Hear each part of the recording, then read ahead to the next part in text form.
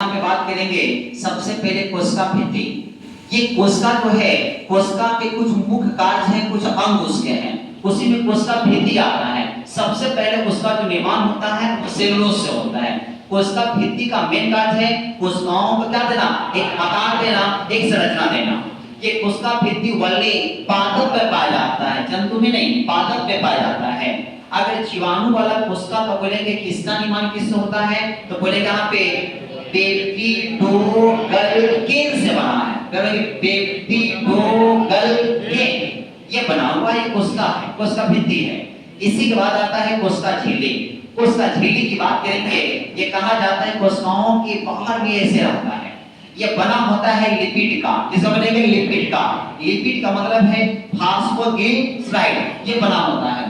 लेकिन यहाँ पे जैव रासायनिक अनुसंधान के माध्यम से शोध क्या किया कि इसमें प्रोटीन भी रहता है और कार्बोहाइड्रेट भी रहता है।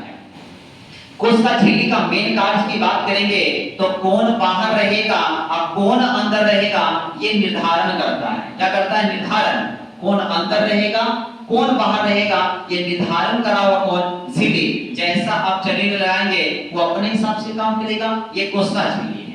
इसके 1932 में व्यक्ति हैं सिंगर, क्या बोलेंगे? सिंगर और बोलेंगे निकोलसन। इन्होंने कहा कि इसके अंदर में तरल चीज होते हैं, वो जिसे ट्रिप्टोफैन बोलते हैं इस करके, और वहां पे प्रोटीन उसमें बताता है कि प्रोटीन इसके अंदर में पार्श्व गति करते रहते हैं, प्रोटीन होता है और ये पार्श्व गति करते रहते हैं, ये कोशिका झिल्ली है।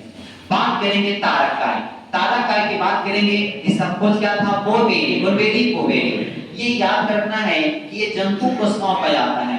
तारकाय किसमें? जंतु कोशिकाओं पाया जाता है और जो छोटे-छोटे कण होते हैं जिसको इसको सेंट्रियोल के नाम से हम लोग जानते हैं। बात करेंगे यहाँ पे राइबोसोम। राइबोसोम की जब कहानी आती है तो यहाँ 1953 में दो व्यक्ति हैं। एक व्यक्ति का नाम है ब्राउन, दूसरा नाम है जी पैलेट।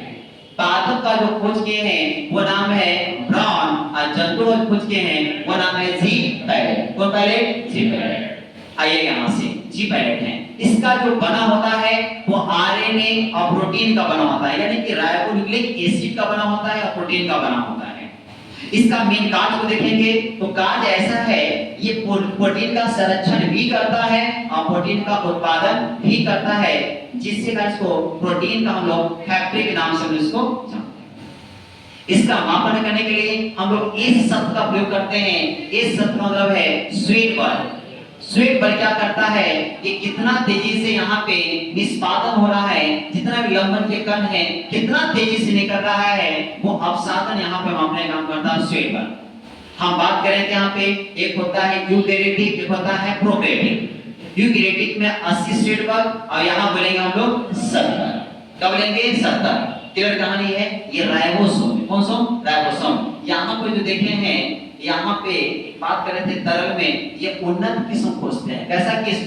उन्नत, अच्छा किस्म कोशिकाओं झिल्ली को खोजने का काम करते हैं और यहाँ पे काम करते हैं तरपटी का।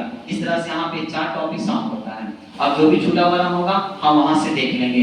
हम आपसे यहाँ पे मिटाते नहीं है,